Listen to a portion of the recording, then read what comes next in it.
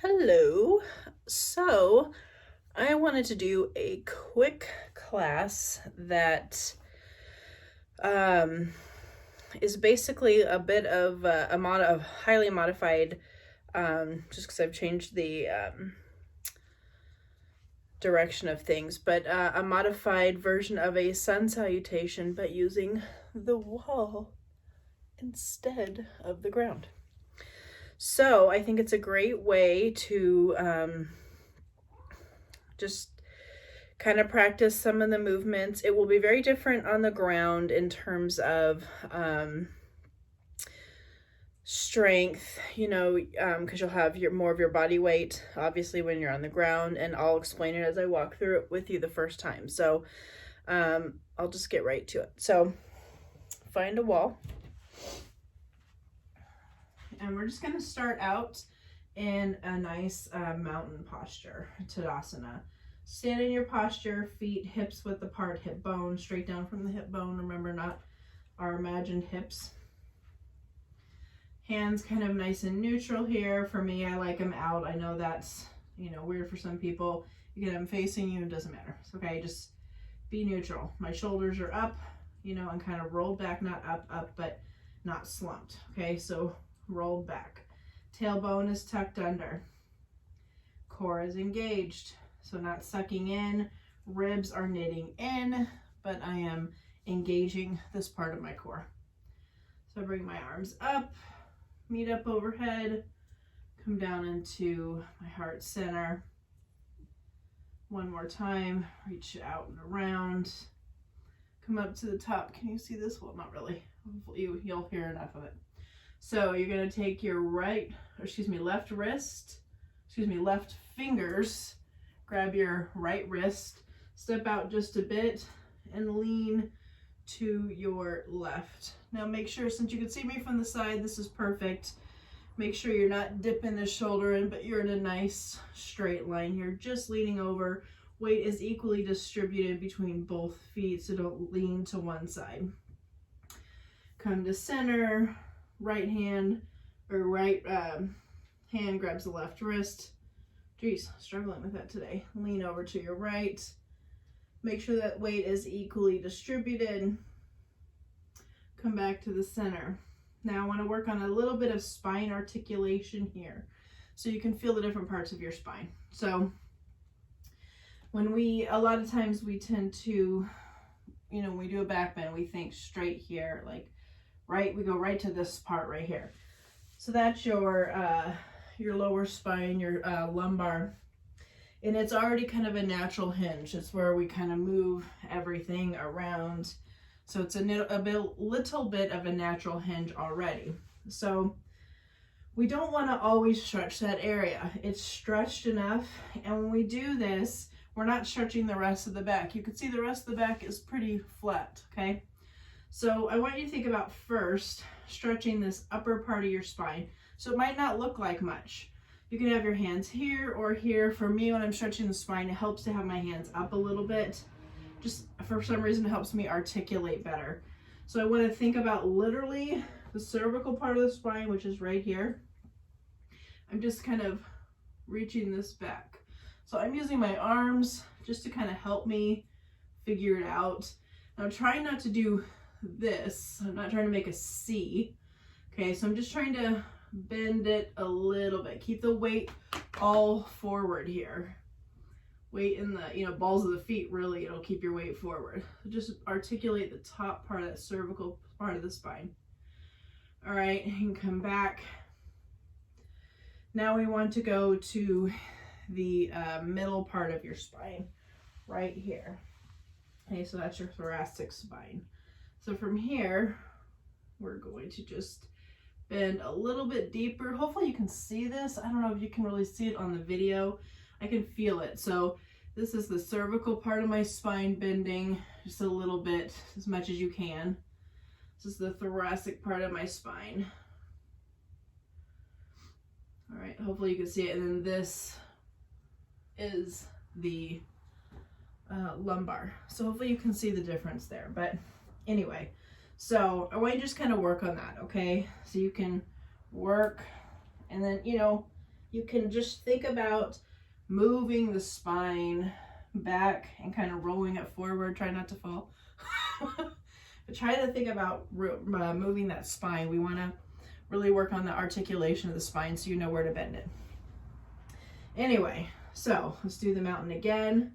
So in mountain, bring your hands up. Heart center, take a big breath.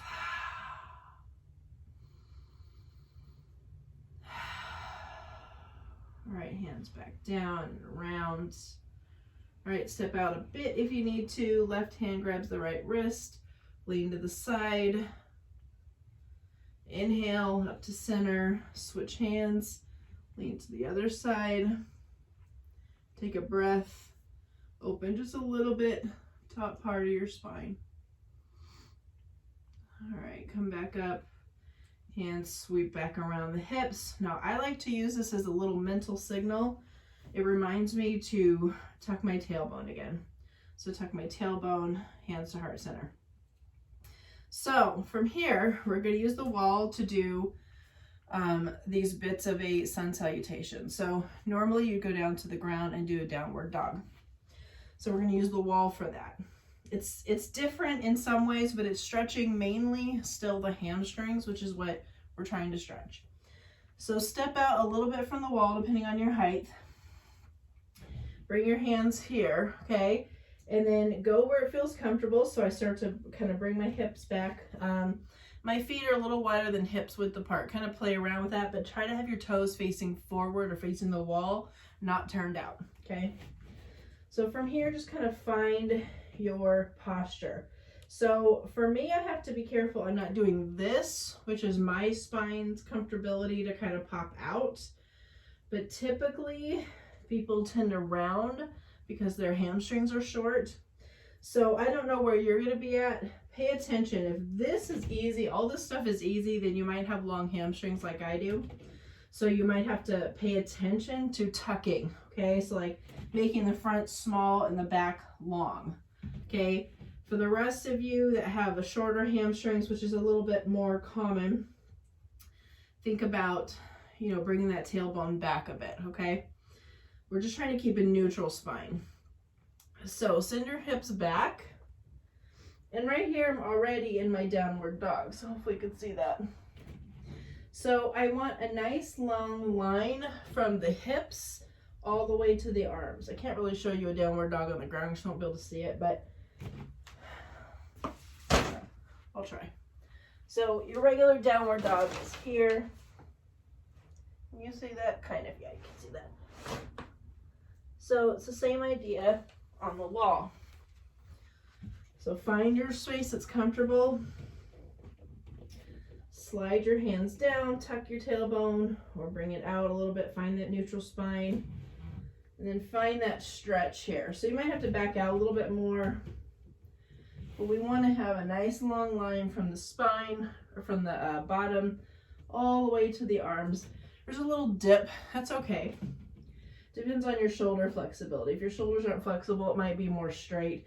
If they're a little more flexible, they might come out. Okay, so from your downward dog, typically we would go into a chaturanga. So on the ground, that's the bottom of a push-up. So just step your feet in to the wall, wherever's comfortable for you. Bring your hands directly below where your shoulders are. So onto the wall. Keeping the elbows totally in at your side. If you're bigger like I am, it's gonna feel like they're not to the side, but they still are. So as much as you can, keep those elbows down, hugging the body. This will be really important as you progress in your practice. So you're just gonna dip down into your chaturanga. Now from here, step your feet in a bit. We're gonna press into a cobra, which is a stretch. So you're just gonna press, keeping your hips forward, really important here. We don't wanna dip them in here, but just keeping my hips forward and stretching the spine a little bit. So keep your shoulders away from your ears. So I'm not doing this. I'm pressing away. So towards you guys, I'm pressing away from the wall. And you gotta find the place that is comfortable for your feet. So You'll have to kind of mess around with this. But so from our chaturanga, we stay low and normal on the ground. We'd be here, like at the bottom of a push-up, and then we'd press up into our cobra or upward facing dog, which are two different poses, but we're doing cobra for this. So go where's comfortable. So we're just pressing away. We're not letting our head drop. Our head is just slightly elevated. Our eyes are just kind of looking up a little bit. Chin is up a little bit. So pressing into the wall, keeping your glutes tight, tailbone tucked, because you want to make sure you're not doing this, okay?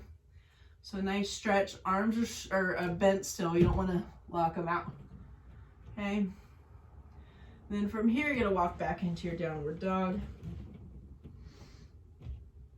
Find that posture. Okay, from downward dog, come up, step forward a bit. Obviously, the further away from the ground or the wall you are, the more intense of a little push-up you're gonna get. So bring your hands in. This time we're gonna do 2 little push-ups here, little partial push-ups. Then on the second one, hold it down. Walk your feet in a bit. Press into your cobra. Notice how I'm just articulating the top part of my spine. I'm not doing this. So press in. Feel a little bit of a stretch. Pull those shoulders back. Focus on pulling the shoulders back.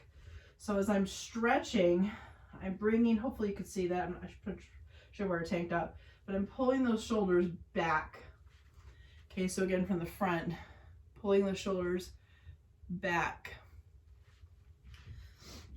Okay. Look up. All right, now back into your downward dog. Keep that tailbone tucked or, yeah, tucked. But be careful, you don't want it too tucked. All right, again, come up for your chaturanga. Step in. We're gonna do 3 this time. So 1, 2, and your third one, stay down. Find your good place for your cobra. Press up into your cobra. Pay attention to that spine. Squeeze those glutes. Keep that lower back safe. Good. All right, come back into neutral. Step away from the wall. Bring your arms up. Come to heart center. Take a big breath in with me. Exhale through your mouth audibly. So in through your nose. One more time.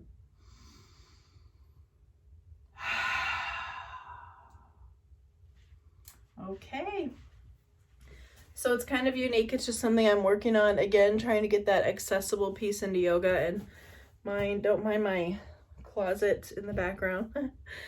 Anyway, let me know what you guys think. This is like a new thing. I haven't seen it anywhere, so I'm just kind of testing out some ways to practice yoga in a more accessible way.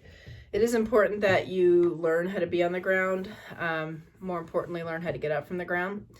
As we age, we lose that playfulness of being on the ground and playing and sitting down there and stuff.